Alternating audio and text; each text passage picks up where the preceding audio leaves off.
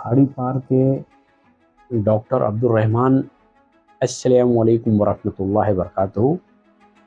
ये देखिए तमाम लोगों, ये हमारे डॉक्टर साहब अब्दुल रहमान जो केरला के टूर पर गए हैं और भिवंडी 5-6 तारीख तक पहुँचेंगे। उसके बाद हमारा काम काज चालू करेंगे।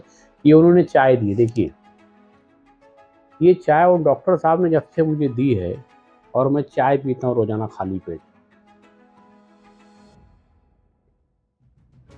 इससे फ़ायदा क्या है? सबसे बेहतरीन फ़ायदा ये है कि मेरे शरीर में जब से अब्दुल रहमान की दी हुई चाय पी रहा हूँ, तो एक्स्ट्रा कैलोरी बर्न हो जाती है। मुझे बहुत आराम है। इस शरीर की सारी एक्स्ट्रा कैलोरी पेशाब के रास्ते निकल जाती है। मुझे बहुत आराम रहता है और डॉक्टर रहमान का मैं थैंक यू शुक्रगुज़ार हूँ। उसी तरीके से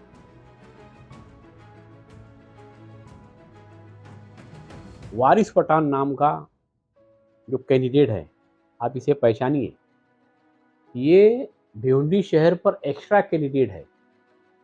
इसके लिए हमारे विचार को इस चाय की तरह लीजिए और इसे पेशाब कर दीजिए। कारण ये दोस्तों और साथियों,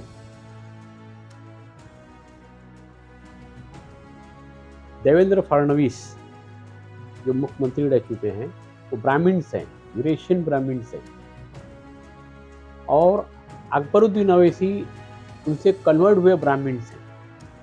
मैं इंडियन ब्राह्मण्स की बहुत इज्जत करता हूँ। इंडियन ब्राह्मणों से मेरी रिक्वेस्ट है कि देवेंद्र फडणवीस को और अकबरुद्दीन अवैसी को आप लोग सिखाओ, सीधा खेल खेलो, पीछे का खेल नहीं खेलने का। हुआ ये दोस्तों और साथियों, जिस तरीके से खालिद गुड्डू साहब, जब मैं फार्म भरने गया था तो बेचारे खालिद गुड्डू साहब एमआईएम के बहुत बड़े नेता रह चुके हैं, बहुत ज़्यादा वोट उन्होंने लिया था। ये वारिस पठान पूरी एमआईएम की टीम ने, मैं देखा वहाँ पर कोई उसे पूछ नहीं रहा है, उसे नज़रें तक नहीं मिला रहा है।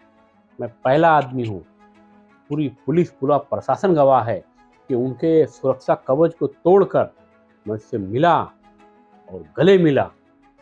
खालिद गुड्डू साहब की आंख में आंसू आ गए, क्योंकि मेरा वो पड़ोसी है। वो भिवंडी के लिए कुछ भी है, अच्छा है या बुरा है, लेकिन वो मेरा पड़ोसी है यार। मैं उससे गले मिला कई सालों के बाद। मुझे एक बात याद आ गई, आली जनाब बबलू मरहूम साहब जो खालिद गुड्डू के बड़े भाई है, आज भी मुझे याद है 32 लाख रुपया अकबरुद्दीन अवैसी ने टिकट देने के लिए मांगा था। ये चाय हाथ में लिया हूँ, 2 लाख रुपया कम पड़ा था, वो मैंने दिया है।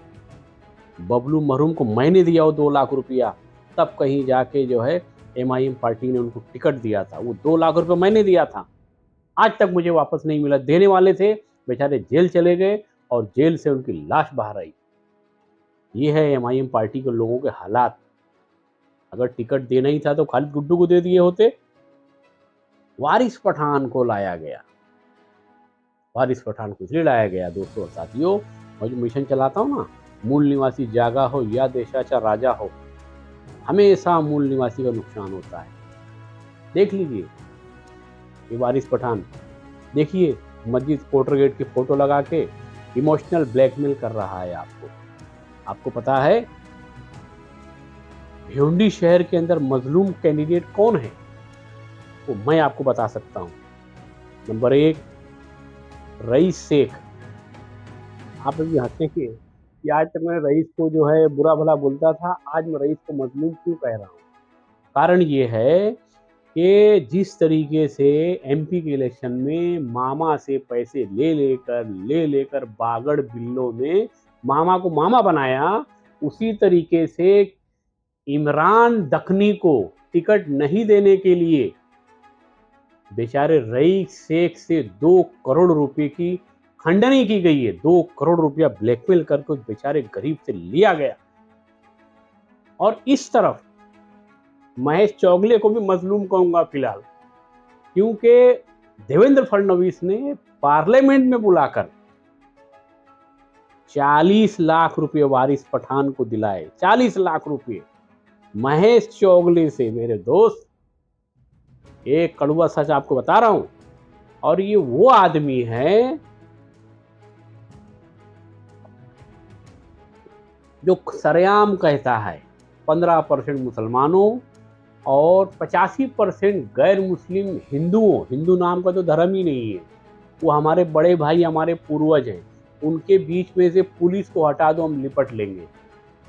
ये नालायक आदमी, मैं पठान की इज्जत करता हूँ, ये पठान भी नहीं है, ये पठान भी नहीं है। मैं पठान कम्युनिटी से कहूँगा, इसे पठान कम्युनिटी से बेदखल कर दो। 85% वो लोग जो गैर मुस्लिम हैं, वो हमारे भाई बंधु, हमारे पूर्वज हैं, उनके बीच से पुलिस को हटा के लड़ने लड़ाने की बात करता है, नफरत की बात करता है। और आज कोटर गेट का फोटो डाला हुआ है, गिरगिट के आंसू रोता है। मेरी भिवंडी शहर की जनता से अपील है,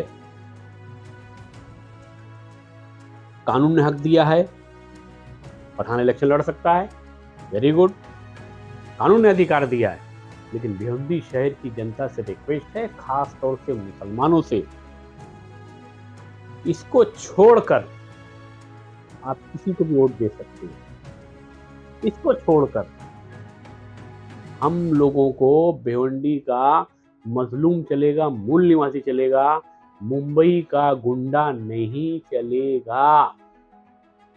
ये आपकी सबसे पहली लड़ाई है। जैसे मैं खुलेआम कहता हूँ,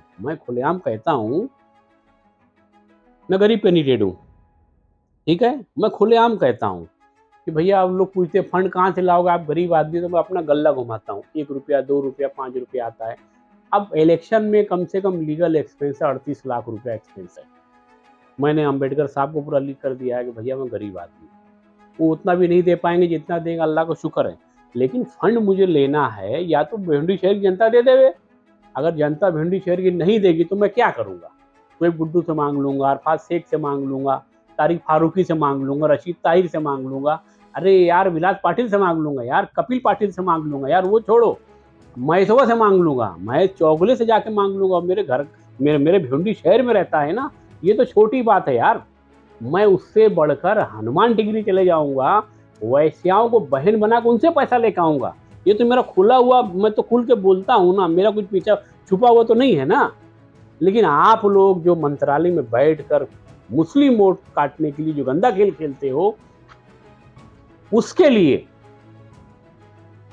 मैं भिवंडी शहर के दावे के साथ डंके की चोट पे कहता हूं कि जितने एलिगेशंस मैंने लगाए हैं देवेंद्र फडणवीस को, अकबरुद्दीन अवैसी को और वारिस पठान को, नार्को टेस्ट के टेबल पे आप लिटा दो। अगर ये बात सच साबित नहीं हुई, मैं इलेक्शन के मैदान से दूर हट जाऊंगा। मेरी मजबूरी है, आज मुझे सियासत की शुरुआत करनी पड़ी। मुझे सियासत 5 तारीख शुरू करना था, लेकिन जब मैंने ये देखा कि ये कोटर गेट की मस्जिद का फोटो लगा के जो है पूरे वायरल किया हुआ है, तो मेरी जो है नींद जाग गई। मैं आज फजर की नमाज पढ़ने के बाद एक क्लिप बना रहा हूँ। भिवंडी शहर के लोगों जाग जाओ। अस्सलामु अलैकुम व रहमतुल्लाहि व बरकातहू।